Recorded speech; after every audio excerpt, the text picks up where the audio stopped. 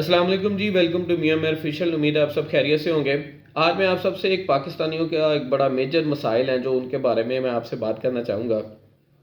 عمومی طور پر آج کل بہت سارے مفتیان کرام جو ہیں وہ سوشل میڈیا پہ بڑے فیمس ہیں.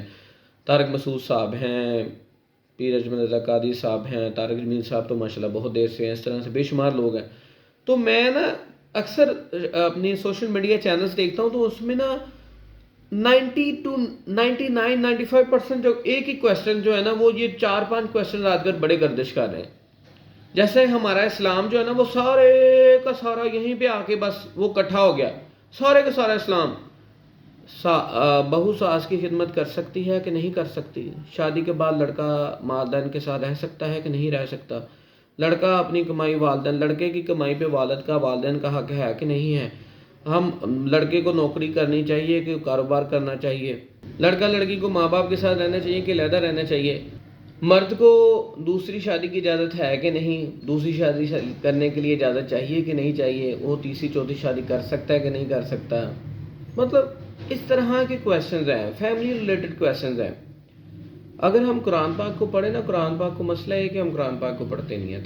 ترجمہ تفسیر کے ساتھ آپ پڑھیں نا تو اس میں بہت سارے مسائل جو ہیں ہمارے حل ہو سکتے ہیں.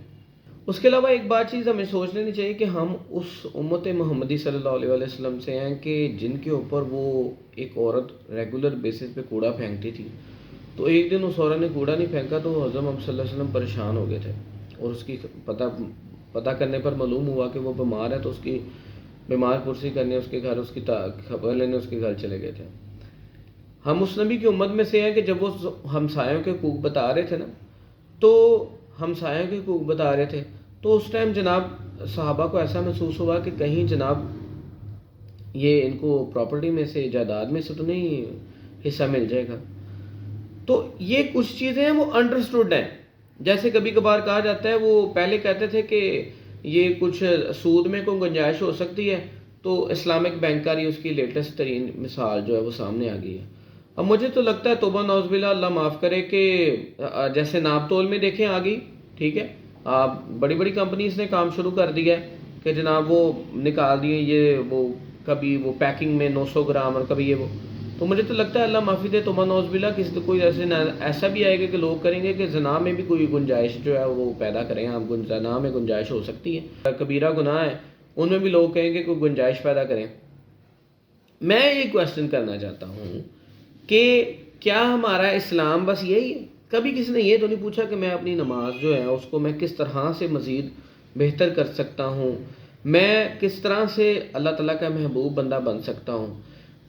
موسٹ فریکوینٹلی آسکڈ کویسچنز ہیں یہ سوشل میڈیا پہ، اور بے شمار اس طرح کے کویسچنز ہیں. دوسری شادی کر سکتا ہوں، یہ ہے وہ ہے. میں مطلب انتہائی نون سینس اپروچ لگتی ہے یار، کوئی سینس ہی نہیں ہے. ہمارا دین انہی باتوں پہ آ کر ختم ہو چکا ہے. میں مانتا ہوں یہ بڑے امپورٹنٹ کویسچنز ہیں اور آج کل پر یہ اتنا ایشوز ریز ہیں نہیں جتنے ریز زیادہ کر دیے گئے ہیں.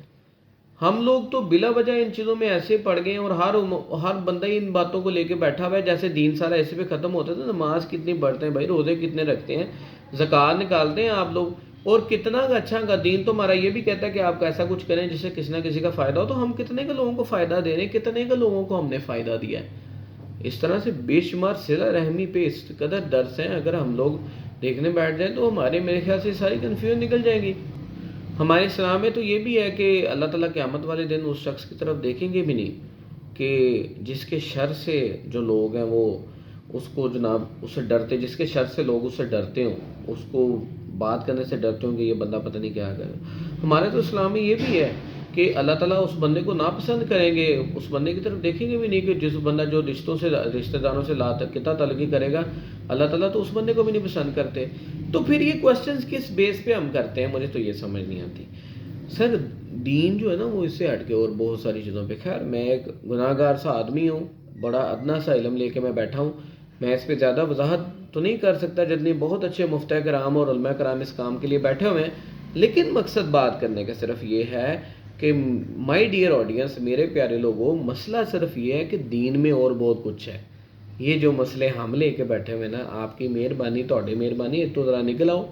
دین ہور بھی بڑے کمالا کہندا ہے، تو او کام کر لو، تو او کام کو اپنی آخرت سنوارو.